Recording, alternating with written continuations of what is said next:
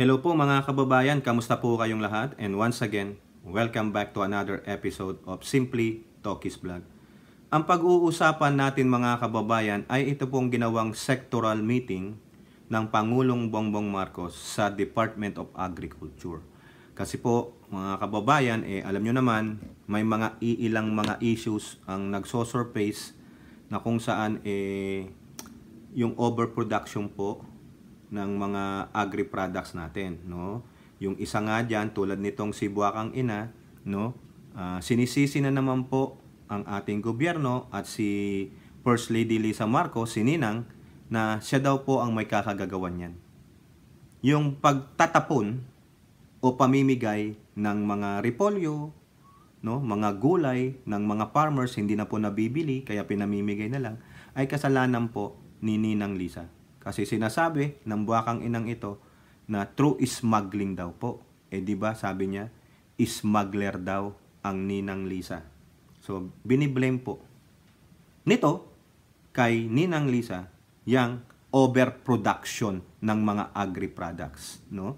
So, ngayon po, ayan, nakikita ng Pangulo yan. Ang Pangulo natin hindi tamad. Hindi tulad nitong mga to. Tamad magbasa ng magandang balita na nagaganap sa ating bansa. Ang binabasa po ng mga ito ay mga diaryong negatibo.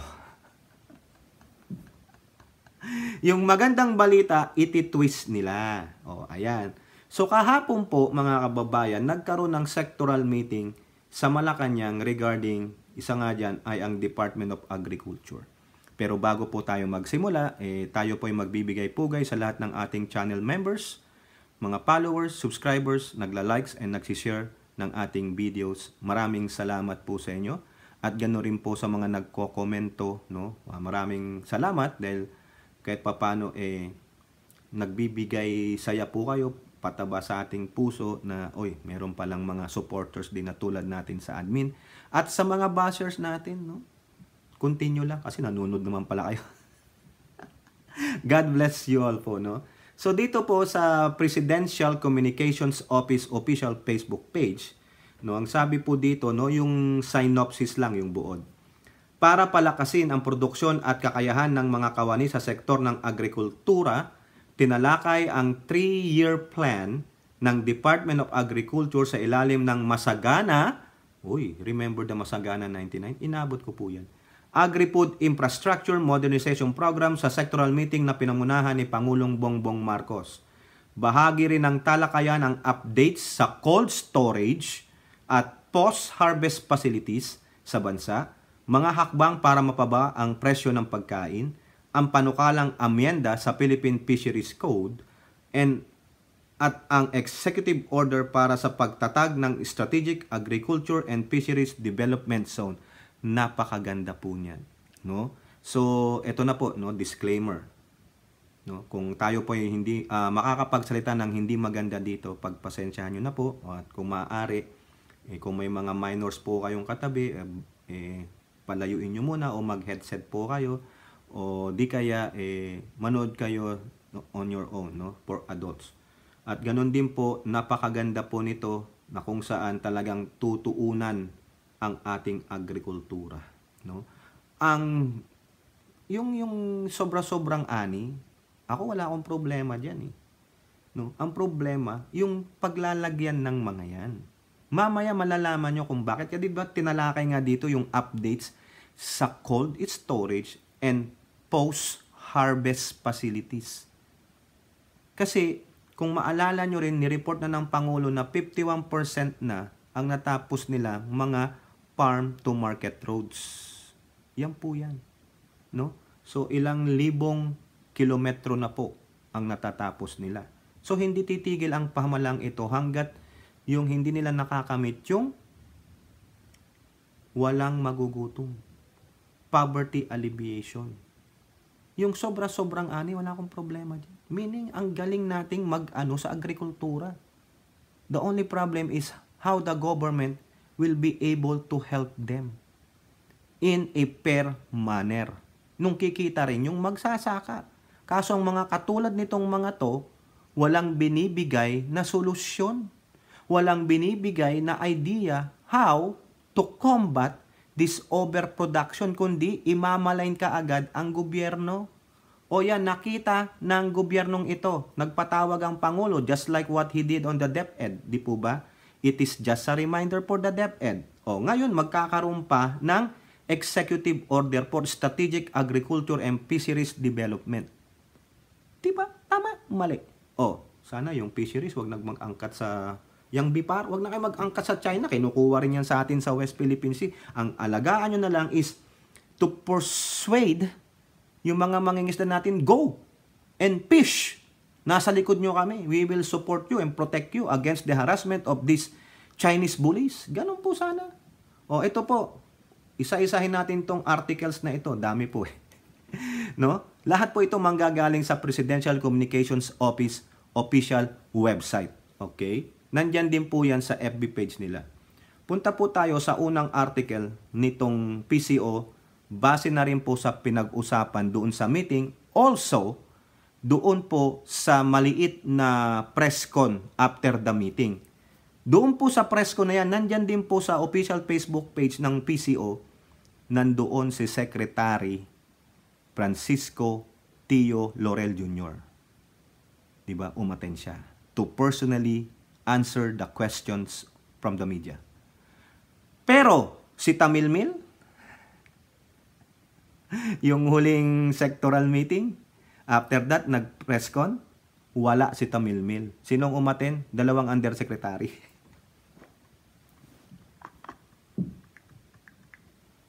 Di ba? Oh, wala nito eh. Kumbaga, tatanungin mo, can we understand the words coming out from your mouth?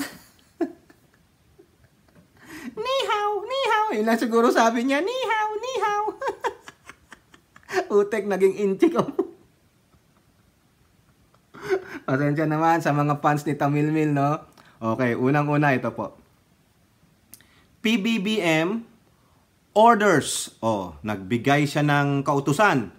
Data-driven information in planting schedule to address overproduction of agricultural products. Correct! Hindi na lang basta-basta, o ito, yung mga magsasaka dyan, correct me, hindi na lang basta, ano kayo ng ano dyan, yung tanim kayo ng tanim, hindi nyo nang palalo, kasi tatanim nyo, sobra-sobra na, di ba? Kaya sabi ng Pangulo, data-driven, para ma-address ang overproduction ng agricultural products. Pagpaplano, basahin ninyo. Dito po sa amin, at nakikita ko, pag planting season ng ganitong produkto, plant din sila, pero alam nila kung gaano lang karami. Kasi may mga kakompetisyon din sila. Nakikita ko po, lalo na nakakatukso nga po. Yung iba kasi, kwento ko lang, lalo na sa sibuyas, yung dilaw ba yun? Dilaw, yung yellow. Pag nag-harvest po yan, talagang ang dami. Yung iba, inaano lang nila sa lupa, iniiwan na lang. O nagdalagay sila ng isang bag. Ang laki ng bag niya. Para kung nasobrahan sila, doon na lang, tapos may daraan, feel free, pick upin. Minsan bumaba po ako, binidyoan ko eh.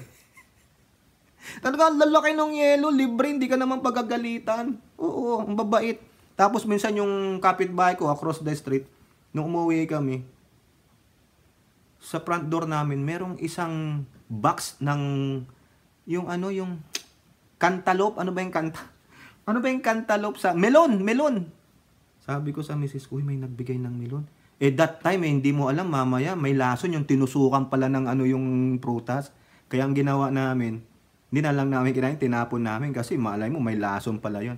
Tapos nung tinulungan kong magtulak ng kotse yung kapitbahay ko, napag-alaman ko na farmer pala yung asawa niya. Doon sa garayan, daming pakwan. Sabi niya, hey, come. No, I'm good. Sabi ko, I just help, sabi ko ganun. No, I wanna offer you some watermelon. We have a lot. Oh, sabi ko, bakit? Kasi asawa ko, farmer. Sabi niya, really? Sabi ko, wait a second. Are you guys the one who put a box of, yung cantaloupe in our... Oh, yeah, it's us. Oh, thank you. Hindi ko alam. Hindi mo lang sinabi na from your neighbor eh. Well, ang lalaki pa. Oh, di ba? Kaya ito, ang punto natin dito, dapat alam ng mga magsasaka yung kanilang data, no? Yung planting schedule. Para ma-address ang overproduction. O ayan, nalaman na ng Pangulo. Tingnan yung Pangulo, ang galing, di ba? Yung kagalingan ng Pangulo, hindi lang siya yan. May mga advisors yan, nangangalap ng info yan, di ba? Then kinokolate nila, pinagsasama-sama yung info para mabasa ng presidente, o eto. Magkakaroon siya ng, ngayon, ng magbibigay siya ng suggestion o conclusion na ganito ang gawin natin. Di ba? Hindi tulad ng iba dyan. Ang advice, ganito. Parang si Buwakang Ina, kasalanan ni Lisa, smuggler siya. Di ba? Wala naman siyang data. Wala naman siyang pruweba. Basta sinabi lang, smuggler kasi si Lisa. Ang nang siopaw. Kung pwede nga lang ng mga kababayan, kung si Madam Lisa, no? Kung, di ba, lawyer naman yan dito sa New York. Ano ba yan? Ano pa rin ba? Okay pa ba yung lisensya niya dyan sa New York? Pwede niya demanda yan no? Kaso baka she's taking the page from, the Marcoses. Bayaan mo lang. Tamil-mil din siya. Ito, sabi ng Pangulo, has ordered the DA to implement a data-driven information system in every planting season to address overproduction of agricultural products in the market. In the meeting with agriculture officials at the Malacanang Palace, President said farmers should be equipped with the necessary information to limit the production of agricultural products that are only sellable in the market. Correct. Kaya trabaho ng DA na i-inform itong mga farmers, ito po yung dapat nyong itanim ngayong panahon na ito. Pero wag naman sobra-sobra kasi hindi lang kayo ang nagtatanim niyan. Kinakailangan balance. Hindi tulad nung nangyari, overproduction sa repolyo, baka naman. Yung DA doon sa region na yon kulang sa information drive, kulang sa information dissemination. Kaya yung mga farmers, basta tanim na lang ng tanim. Di ba? Di sayang naman. Ito po sabi pa ng Pangulo, quote, "It's another part of data-driven decisions that we give to the farmers, the producers, kung ano ang mabenta at this time, this season. So that hindi naman maririnig yung mga balita na nag-overproduce, hindi mabenta, nabubulok lang, pinamimigay na lang." Di ba tama naman? At least ito, narinig ng Pangulo ang problema, nakita. Yan, inaksyonan. Hindi tulad ng ibang administrasyon, parang pipi, bulag at bingi. Di ba? The President made the remark after DA Secretary Laurel presented to him his 3-year plan for the country's agricultural sector to ensure food security. Tignan nyo. Bright din tong si Tio Laurel, no? Pinan nyo, 3-year plan. Yan, 24 hanggang 27 yan. Sa 27, established na, moving forward, stream na ang ating DA. Kasi bakit yan nagbigay ng ganyan? Si Secretary Laurel. Mamaya. His plan includes the digitalization aimed at uplifting the agri-fishery sectors by equipping decision makers, farmers, food producers, and consumers with accessible technology and advanced tools. Ano yung accessible technologies mo saka tools? Hindi niya pa pinaliwanag. Di ba? With accurate real-time data, the DA said the stakeholders can make smarter, data-driven decisions and efficiently manage emergencies and day-to-day operations, and will pave the day towards the resilient sector that thrives in the modern digital world. True. Yung paghawak na lang siguro ng iPads. iPads, tablets, nandun na yung information. Di ba? Di sana unang-una, maganda ang inyong internet connection. Kasi digitalization na 'Di ba? Ayun ang sabi niyo. With accessible technology and advanced tools. 'Di ba? President Marcos stressed the need to give farmers the technical know-how for them to better decide what to plant in every season. He also pushed for the need to upgrade the processing of goods and develop the necessary facilities so that farmers will gain more value for their products. Correct. No? So, necessary facilities, mga kababayan, ha? Tandaan ninyo. Okay? Now, eto na po. After nung sectoral meeting, umaten po. O yan, larawan na yan, tingnan nyo. Ha? Si Secretary Osenya. Ha? Si Secretary Daphne Osenya. Di ba? Yan yung nag-ano sa mga press con. O, sino katabi niya? Si Secretary Laurel. Di ba? Matapang na humarap sa media. Si Tamilmil. Nagtago na naman sa saya ng pagiging BP. Philippines needs 93 billion pesos investment on post-harvest facilities to address rice, corn, wastage, lower prices, sabi po ni DA Chief. The government will need 93 billion pesos to build post-harvest facilities in the next 3 years to save 10.7 billion a year rice and corn shortage, Agricultural Secretary said. Quote, because we're losing about 12.7 to 15% of our rice production due to lack of post-harvest facility. So sa rice and corn pa lang na post-harvest, 93 billion na eh. Oh, ano ba yung gusto niyang ipatayo? Ayan. Sa cold storage naman, my budget this year is only 1 billion. So ipo-focus ko lahat iyan sa 4 na cold storage to address that vegetable issue. Buruin nyo, 1 billion lang. Ay, Congress, kulang naman yan. Tapos tinanggalan nyo pa ng... Sana yung 50 million na confidential or intelligence fund, ibalik nyo na lang pero ilagay nyo sa ibang line item para ipatayo ng cold storage or post-harvest facilities. Di po ba?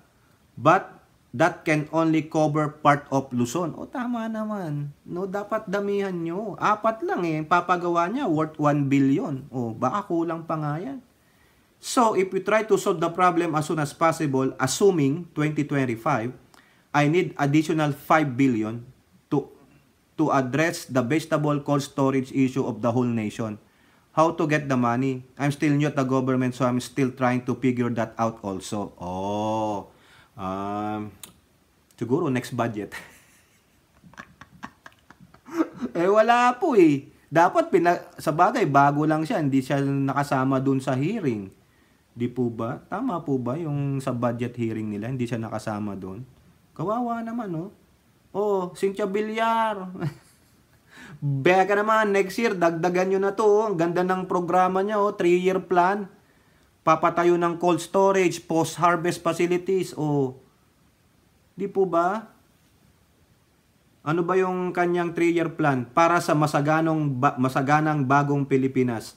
The plan, under the Masagana Agri-Food Infrastructure Modernization Program of the National Food Authority, will focus on expanding agri-fishery areas for increased production, modernizing agri and fishery products production system, and developing and improving post-harvest system and infrastructure.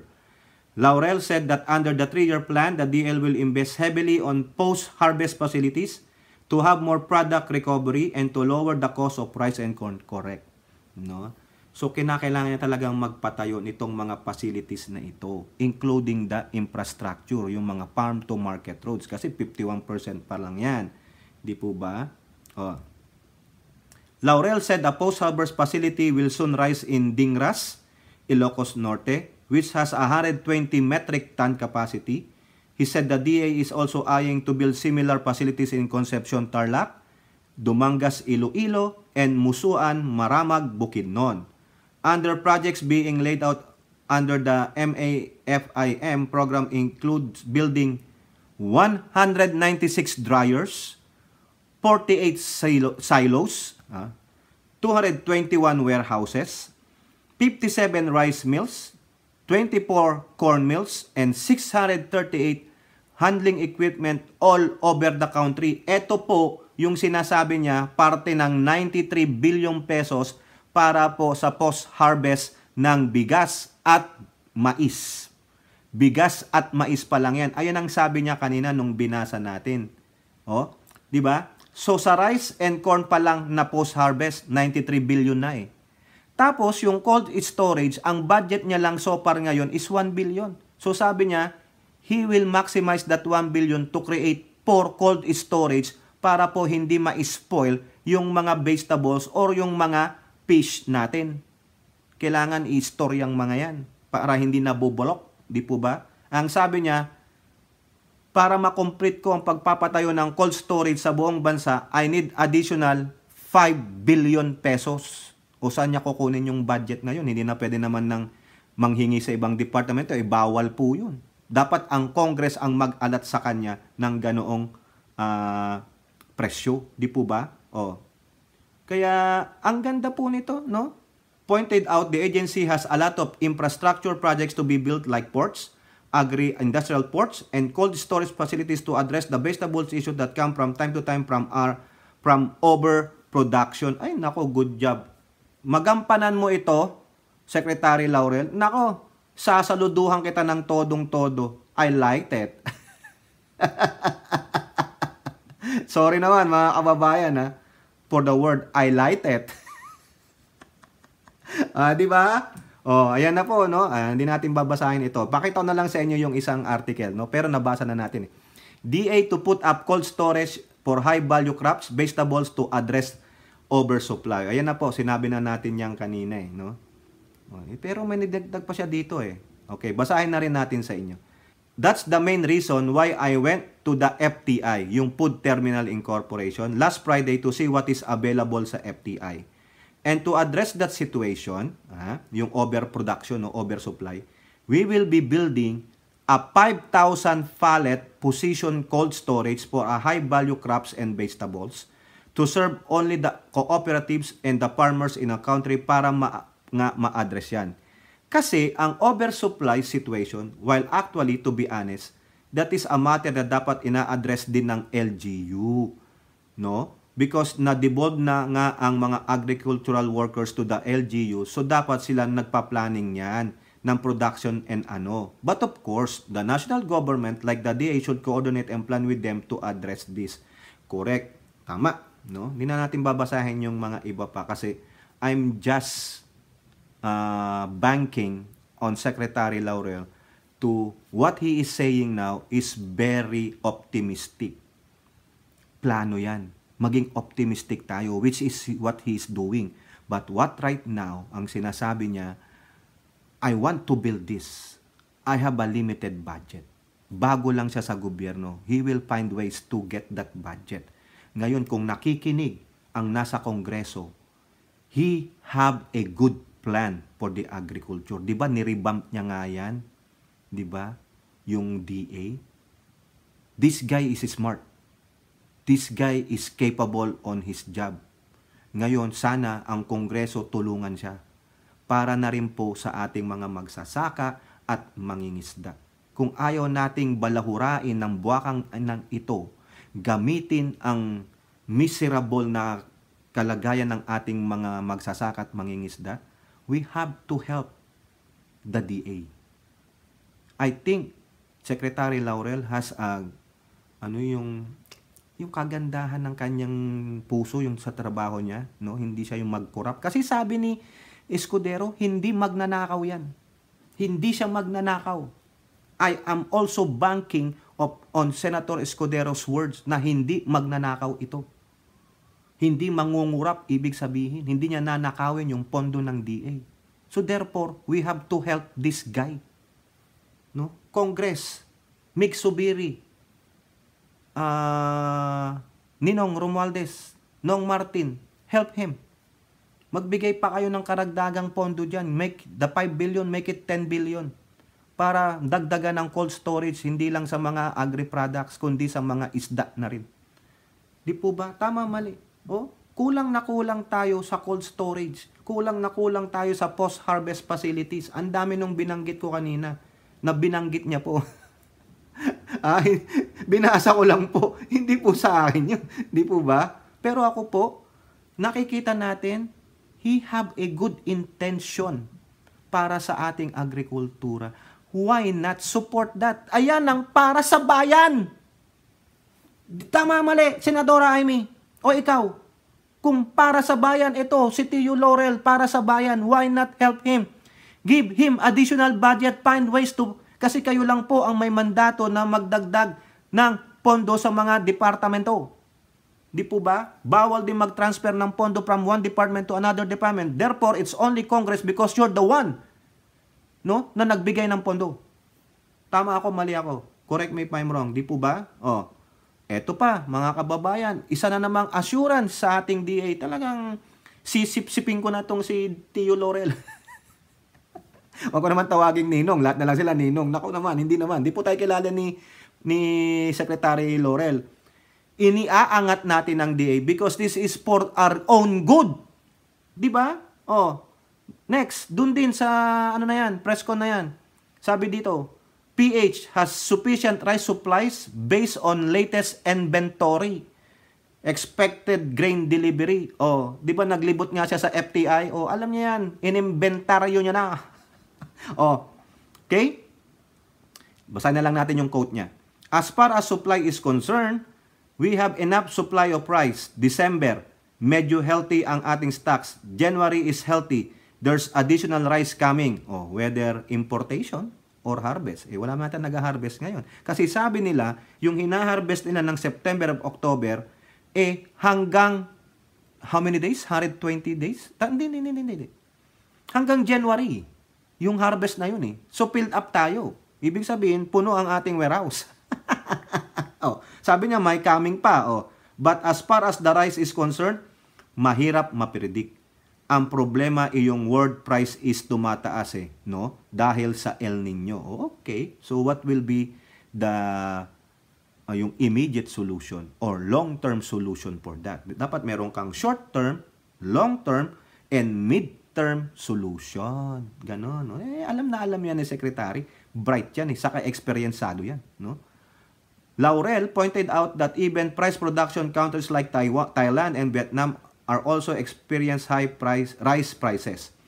Ang price ng bigas sa Thailand, which is a major rice producing country, and Vietnam ay tumataas din as of the moment So even Malaysia and Indonesia tumataas din. So we have to really manage the situation and we are looking at it on a day-to-day basis.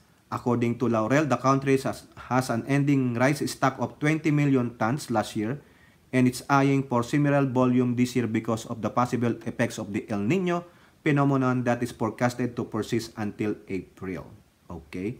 As to the status of the Philippines' 5-year rice agreement with Vietnam, Laurel said they already have a working draft for a memorandum of agreement, hoping that both countries could sign it during President Marcos' trip to Vietnam later this month. Ay, pupunta pala ng Vietnam ang Pangulong Bongbong. Ay, naku, marami na namang magagalit.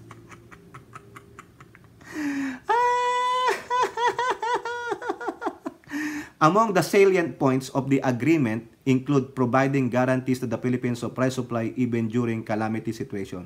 So, that is part of our food safety. So, that is good for us. Dapat hindi lang mag-rely doon sa agreement sa Vietnam. Dapat palaguin pa rin natin ang produksyon ng ating bigas.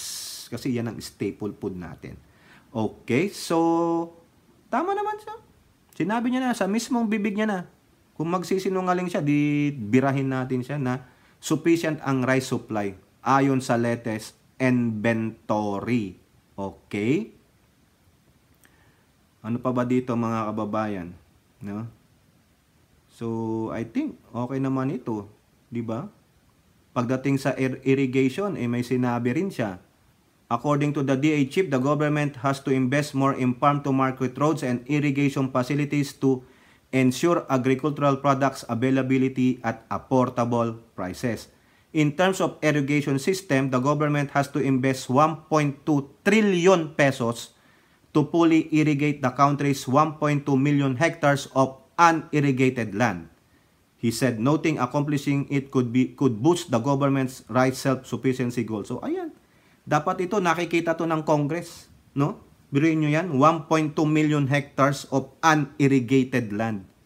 Kinakailangan mo ng 1.2 trillion pesos. O, paano na? Yung mga malalaking budget dyan na wala namang ginagawa, no? Yung mga walang output, puro na lang input, kakaasar kayo. O, now, this is the last article, mga kababayan. Ha? ito po ang sasakit ang loob ng mga supporter ng mga past administrations. Okay, wala po tayong pinupunto dito kung sino sila. Ang sabi ko, past administrations. Tama, mali? Oh. Okay? Ito, sa ulat po ng politiko, may nabanggit po si Secretary Laurel. Past governments made minimal investment in post-harvest infrastructure. DA chip. Ayan na, minimal. Ibig sabihin, kakaunti, kakapiranggot, katiting, minuscule, napakaliit, ganon. Agriculture Secretary Francis Tio Laurel Jr. believes that previous administrations, wala siyang binanggit, made minimal investment in post-harvest facilities for agricultural products. So, ano po yung mga post-harvest facilities na banggit na po doon kanina? Rice milling, yung silos, yung dryers, ano pa, yung mga gamit sa sakyan, pang-deliver, ganun, hanggang doon matapos. Diba? Building more cold storage facilities can address overproduction and prevent post-harvest food losses. Ayan po. He added, insignificant yung effect ng investment in the past administration. Insignificant! Walang saysay. Big sabihin, hindi nakatulong. I am not privy to the direction of the past administration. Correct. Huwag mo nang anuhin yun. Focus ka na lang ngayon. Sa akin lang, I can say na nasayang yung opportunity. Yun lang. O, diba? Kasi nga, hindi para sa bayan. Para sa interest ng iilang grupo at pansarili lang. Ayan. Diba? During a meeting with the President in Malacanang today, the Department of Agriculture discussed their 3-year plan. Okay, blah, blah, blah. Nasabi na natin yan. No? He lamented that 30% of agricultural produce is lost or wasted due to a poor logistic system in our food supply chain. Mga tinalaga naman doon, hindi naman talaga mahal ang agrikultura eh. Tinalaga lang doon para sa posisyon. Yun lang po yun. If we can lessen or hopefully almost eliminate yung losses na yon, that will be equivalent to at least 10 to 15% less cost sa ating mga vegetables and high value crops like fruits. Yan, ang galing naman ano. So wala po lang siyang sinisisi. Sabi niya, insignificant. No? Walang saysay yung mga humawak ng DA dati. Insignificant yung ginawang investment ng mga previous administration. Walang saysay. Kasi ano, hindi effective. Diba? Wala eh. Walang ininvest sa post-harvest facilities. Walang ininvest sa cold storage. O ano nangyari? Wala. Patay. Imbis na sana, productive tayo sa agriculture, panay ang import. Diba? Kita nyo? Dati, isda lang i-import. Asukal i-import. Bigas i-import. Sibuyas import. Lahat ini-import. Ang hindi na lang ini-import ay yung mga kulachichi nila. Locally made kasi ang kulachichi nila. Mga walang iya eh, no? Wala eh. Ito kasi ang inuna, pang sarili, pang bulsa nila, mga kababayan. O, kayo po, ano pong masasabi nyo dyan? Comment down below. And don't forget to like and share. Hope to see you on the next videos. Bye-bye. God bless.